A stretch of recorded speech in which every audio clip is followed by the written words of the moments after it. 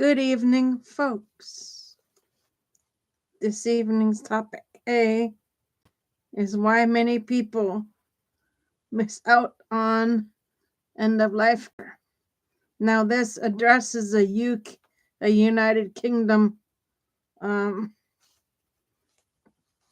a United Kingdom publishing article that I read for y'all for the show. So here we go with the presentation that I came up with. So please sit back and enjoy.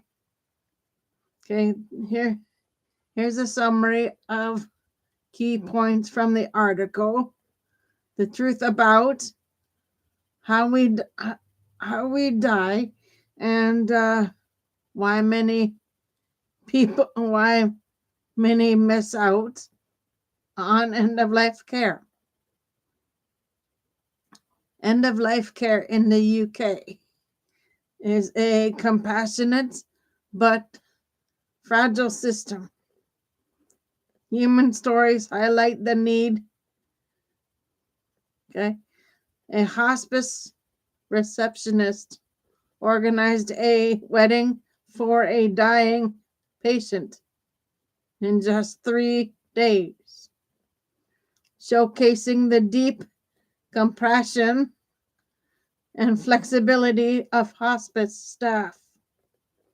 Such acts of kindness are common in well-supported hospices like Marie Curie Hospice in Bradford, England, which is rated outstanding.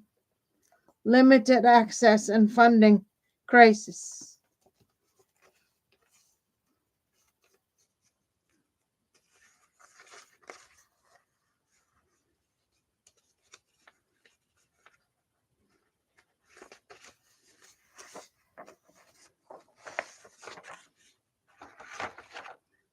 Culturally, competency training equips providers to navigate diverse beliefs about health, illness, and treatments. Respect for traditions, whether it's dietary restrictions, religious rituals, or family decision making, honoring these practices is essential. Real world examples. Imagine a provider recommending a blood transfusion to a Jehovah's Witness. A patient without cultural sensitivity, the refusal might be misinterpreted as non-compliance.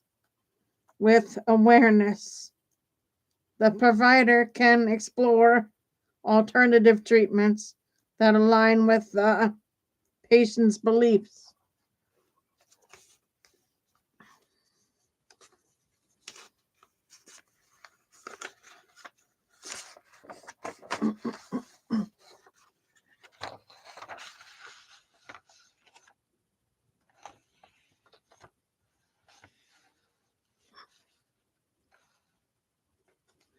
Cultural sensitivity isn't just a checkbox.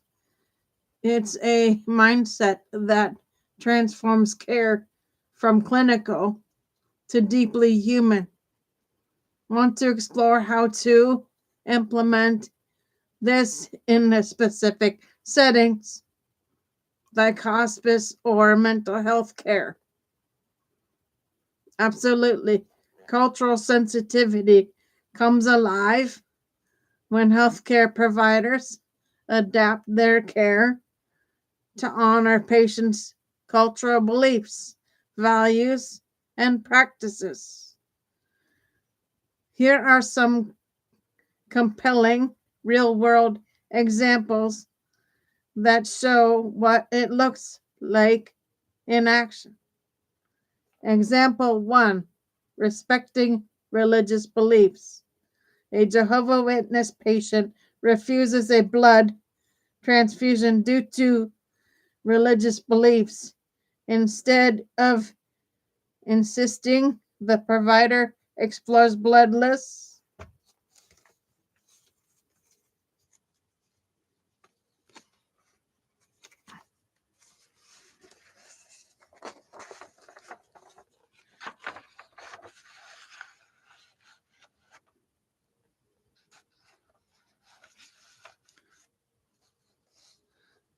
Reduces miscommunications.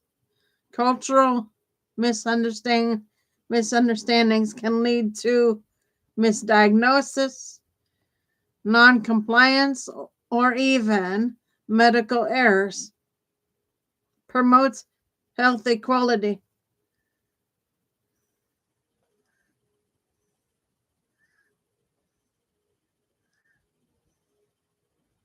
Minority groups often face disparities in health in care. Cultural sensitivity helps close those gaps by addressing implicit bias and systematic in- inequities. Key components: active listening and empathy. Understanding the patient's worldview helps build trust. Language access, providing interpreters to translate materials ensures clear communication.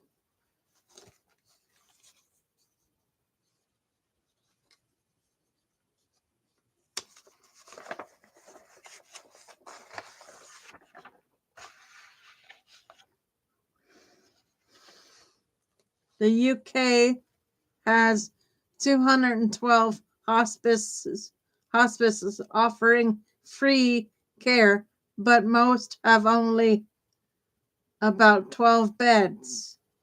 Around 10% of beds go unused daily due to funding and staffing shortages.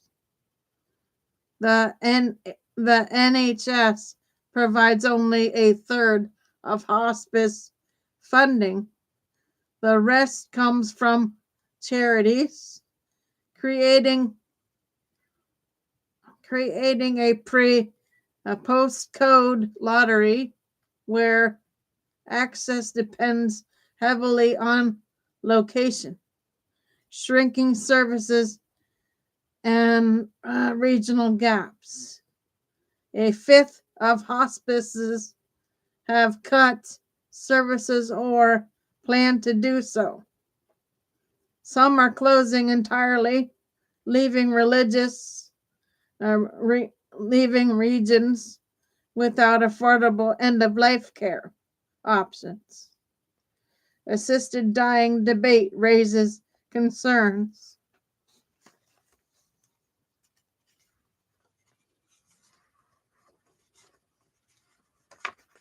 Give me 1 second, guys.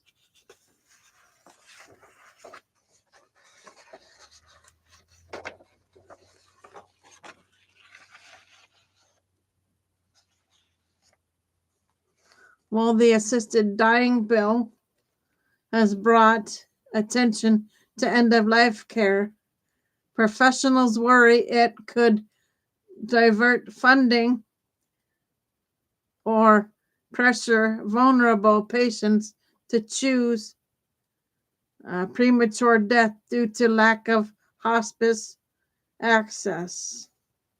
This article paints a poignant picture of the generosity within hospice while exposing systematic challenges that threaten equitable care. Want to explore how other countries handle end-of-life care or dig deeper into the assisted dying debate? Cultural attitudes profoundly shape how individuals and communities experience end of life care. What's considered dignified, acceptable, or even possible varies widely across cultures. Here's how these beliefs influence care.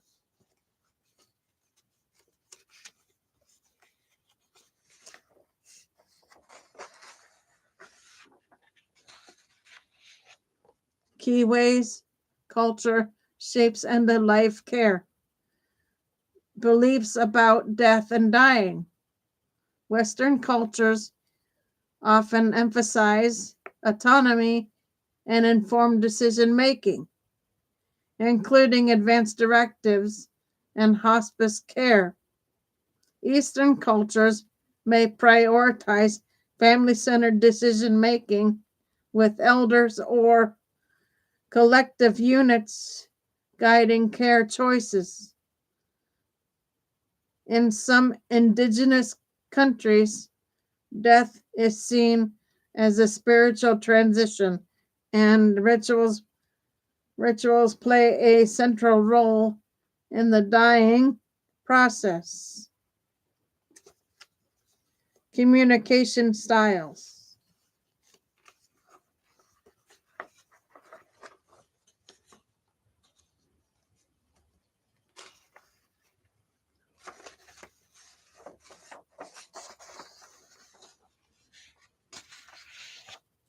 Anglo-American settings.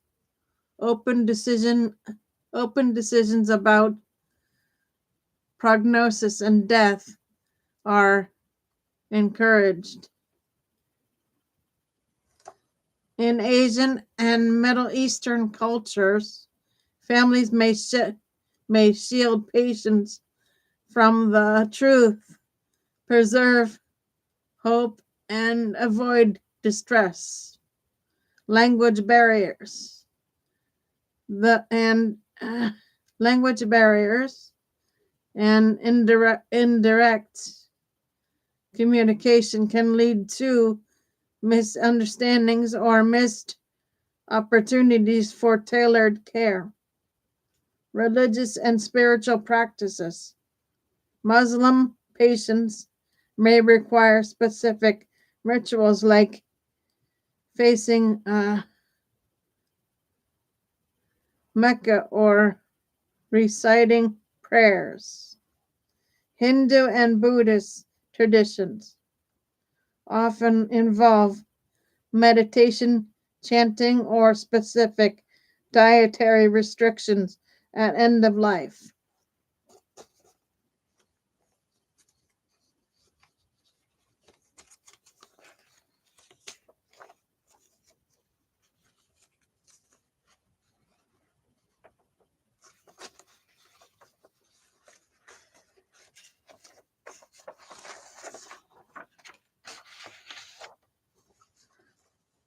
Christian communities may seek pastoral care or last rites as part of spiritual closure. Role of family.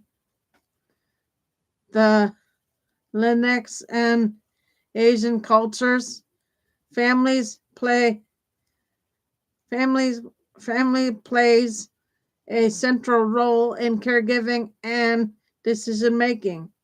In Western societies, professional caregivers may take the lead with family involvement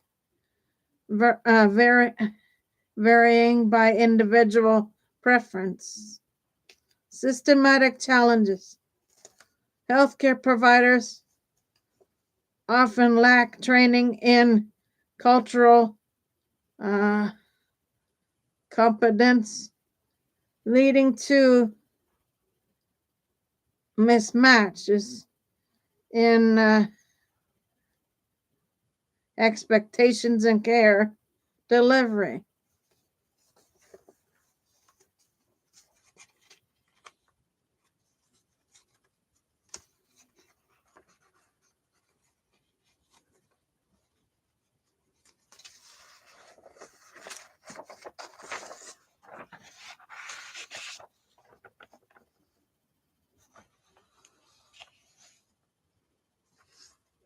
Cultural sensitivity, like using interpreters, respecting dietary laws, or honoring rituals, can build trust and reduce anxiety. Understanding these notions isn't just about being polite, it's about delivering care that truly honors a person's identity and values. If you'd like, I can show how specific countries or religions approach end of life care in more detail. Absolutely, cultural sensitivity in healthcare is more than just good manners. It's a cornerstone of compassion, effective care. Here's a breakdown of what it means, why it matters.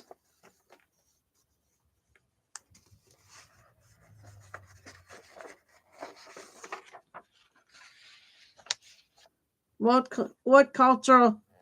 is cultural sensitivity in healthcare? Cultural sensitivity refers to the ability of healthcare providers to recognize, respect, and respond appropriately to the cultural beliefs, values, and practices of their patients. It's about treating each person as a unique individual, not just a diagnosis, with attention to their background, language, and religion and traditions. Why it matters: improves patient outcomes. When patients feel understood, they're more likely to trust their providers, follow treatment plans, and share important health information.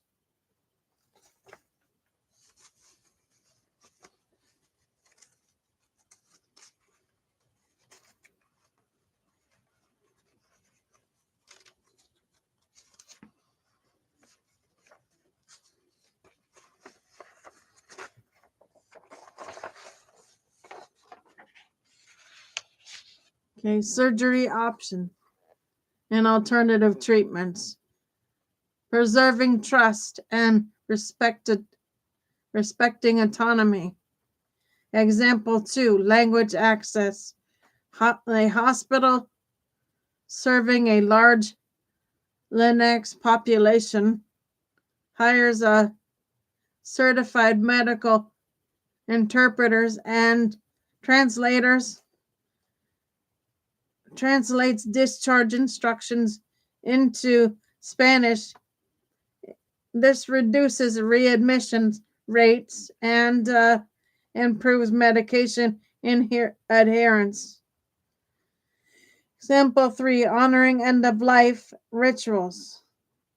In a hospice setting, staff accommodates a Muslim patient's request to face Mecca and recite prayers during their final hours.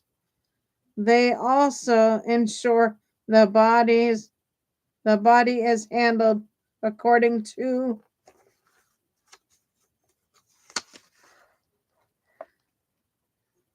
Islamic customs, offering dignity and peace to the family.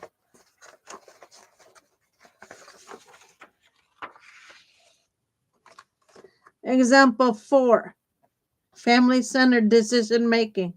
A provider working with a Chinese American family recognizes that medical decisions are often made collectively instead of speaking to only one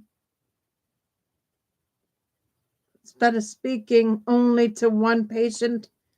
They include elders and family members in care decisions, fostering a collection and respect. Example 5, challenging assumptions.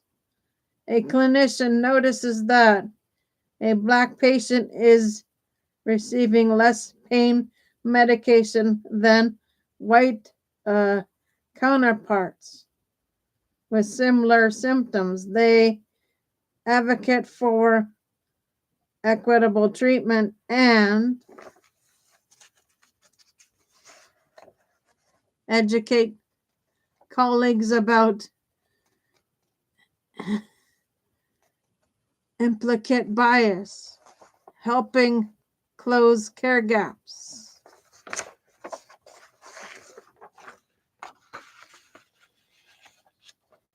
These aren't just gestures, they're powerful acts of empathy that improve outcomes and build trust.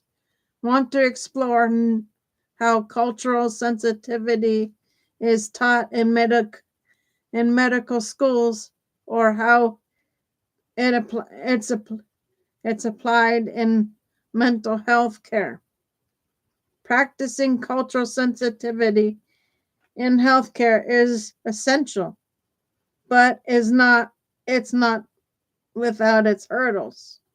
Here are some of the most common challenges that providers and systems face. Key challenges to cultural sensitivity in healthcare. Language barriers, folks.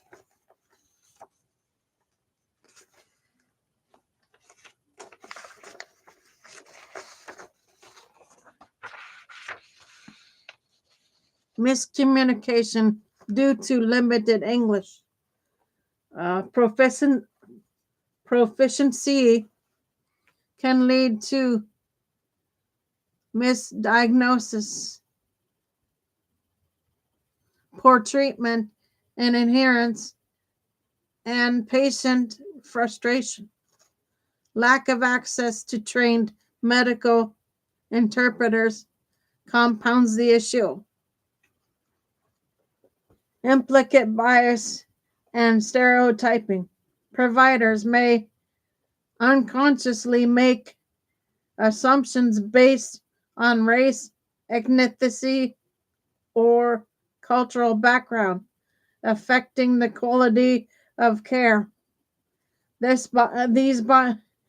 biases can result in unequal treatment, such as underprescribing pain medication or minority patients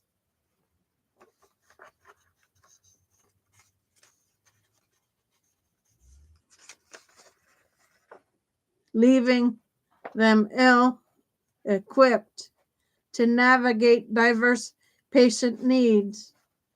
Without ongoing training, providers may feel uncertain or even resistant to adapting their approach.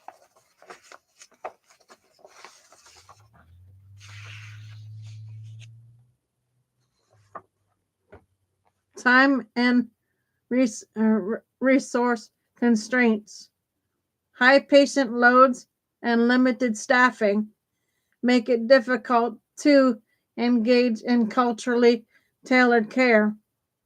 Some providers report feeling helpless or frustrated when they can't meet cultural needs due to systematic limitations.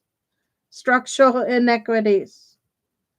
Healthcare systems often lack policies that support culturally sensitive practices, such as funding for interpreters or inclusive care models.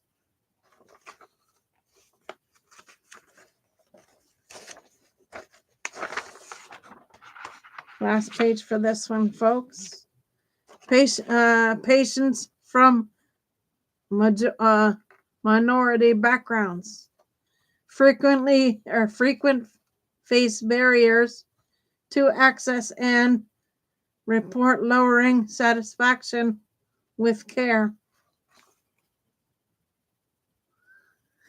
Fear of offending or misstepping.